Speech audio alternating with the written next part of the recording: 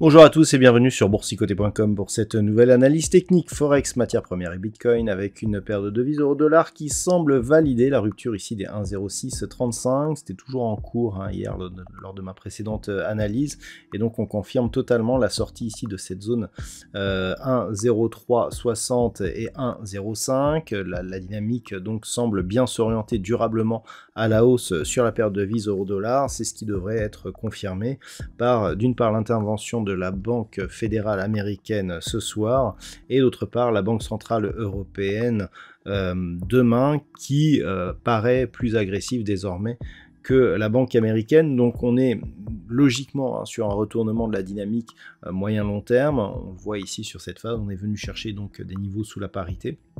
Avant ici ce retournement, la validation de la rupture ici de la zone des 1,0635 va en ce sens. Et donc on pourrait repasser durablement ici dans une dynamique haussière. On avait d'ailleurs un objectif qui était lié à une extension de Fibonacci. Cet objectif il a été touché hier. Et ça manifeste bien justement ce retournement de dynamique avec une phase de stabilisation donc autour de ce retracement et puis une poursuite du mouvement. Donc le prochain objectif se situe désormais sur cette zone horizontale majeure des 1,0780. Sur la paire de devises livre sterling contre dollar américain, là aussi il semblerait que l'on soit définitivement orienté sur une dynamique haussière. La cassure ici, la zone des 1,2270 semble confirmée. On se dirige désormais vers la zone des 1,2480. Là aussi, d'un point de vue moyen terme, la rupture de la zone des 1,2270 est importante puisqu'elle valide le changement de tendance ici de baissière à haussière, donc sur la dynamique moyen terme. Le fait que l'on ait ici la cassure de cette zone, de cette dernière zone de point haut intermédiaire qui avait été préfigurée ici par ce niveau, eh bien nous donne là une réorientation. On était sur une dynamique moyen terme qui était largement baissière, cette phase d'accélération ici qui semble être ici la phase de capitulation avec donc le rebond et le retournement de tendance. Donc on est clairement ici sur un changement de dynamique avec désormais donc cette orientation positive et de nouveaux objectifs, donc 1,2480 pour la prochaine zone de résistance, puis 1,2610. Sur l'or, là aussi, il semblerait que la dynamique soit durablement orientée à la hausse. On a une succession ici de points bas significatifs qui sont haussiers.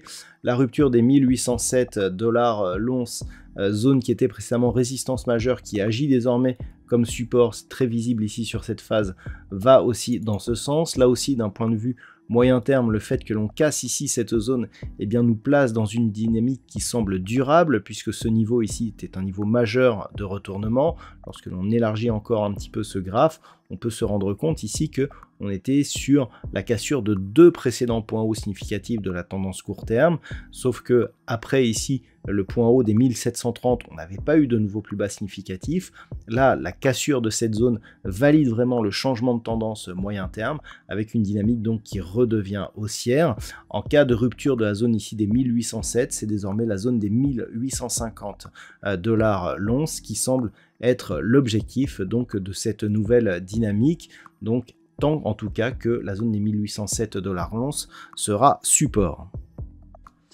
La baisse généralisée du dollar semble aussi affecter le WTI qui remonte. On est venu vraiment se poser sur cette zone de support qui était clairement identifiée à 70,40 et puis la zone des 75 est redevenue support. C'est très net sur cette phase, il y a rupture et puis cette zone ici qui redevient support et là nouvelle phase de hausse donc qui valide la poursuite de la dynamique. Donc on a un objectif intermédiaire ici à 80 $ le baril, mais c'est un possible retour ici sur la zone des 84, peut-être légèrement en dessous puisque cette zone avait marqué un overlap plus autour d'ici des 83 40 50.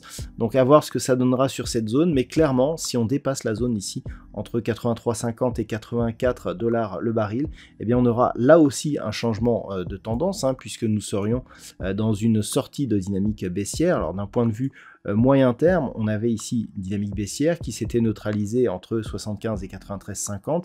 Si on repasse au-delà de 84, certes on n'est pas encore dans une phase de retournement, mais sur une rupture ici des 93,50, eh bien on aurait un vrai signal de changement de tendance.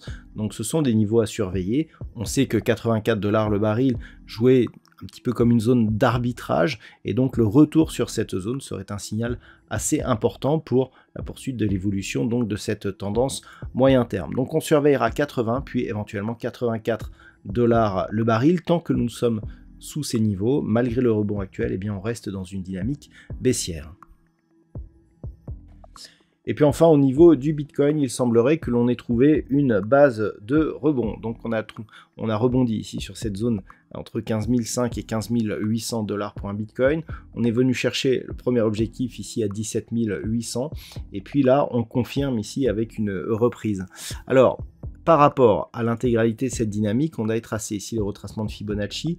Il est important de constater comment, par rapport ici à cette amplitude, les niveaux sont relativement bien respectés. Regardez ici ce qui s'est passé autour du retracement à 23,6% de Fibonacci, et là autour du 38,2. On est venu atteindre cette zone, on s'est stabilisé dessus, et ensuite, hop, on a poursuivi. Donc clairement, on a comme objectif désormais la zone ici entre 50 et 61,8% de Fibonacci. Si on élargit la vue, on peut se rendre compte ici que cette zone entre 50 et 61,8%, c'était quasiment ici la zone de support. Alors on est en train de commencer à la tester, cette zone de support, entre 18 000 ici et 18 500 $ pour un Bitcoin. Clairement, tant que l'on ne parvient pas à casser durablement cette zone, eh bien d'un point de vue moyen terme, on est toujours ici sur un support qui est potentiellement devenu résistance. Par contre, sur rupture, on aurait donc cassure donc de cet overlap, et si on vient casser ici la zone des 19 000, clairement on cassera le retracement à 61,8, donc probabilité augmentée de revenir sur un retracement total, donc de refranchir la zone des 20 000, et là clairement sur un refranchissement de la zone des 20 000, on aurait des signaux de retournement majeurs sur cette crypto-monnaie. Donc ce sont vraiment les niveaux qu'il va falloir surveiller, hein. Donc vraiment, ici, on va surveiller la zone 18 000, 18 500 pour voir ce qui se passe. Si on franchit un petit peu comme dans du beurre, clairement, c'est que l'on est peut-être en train d'assister à un retournement majeur de la dynamique qui pourrait être confirmé par une cassure donc des 19 000 $ pour un Bitcoin. Tant que l'on est sous toutes ces zones, eh bien, on reste dans un mouvement qui, même s'il est dynamique, reste essentiellement technique. Voilà donc ce que l'on peut dire sur l'analyse technique de ces principaux actifs de marché. Je vous souhaite de passer une très bonne séance.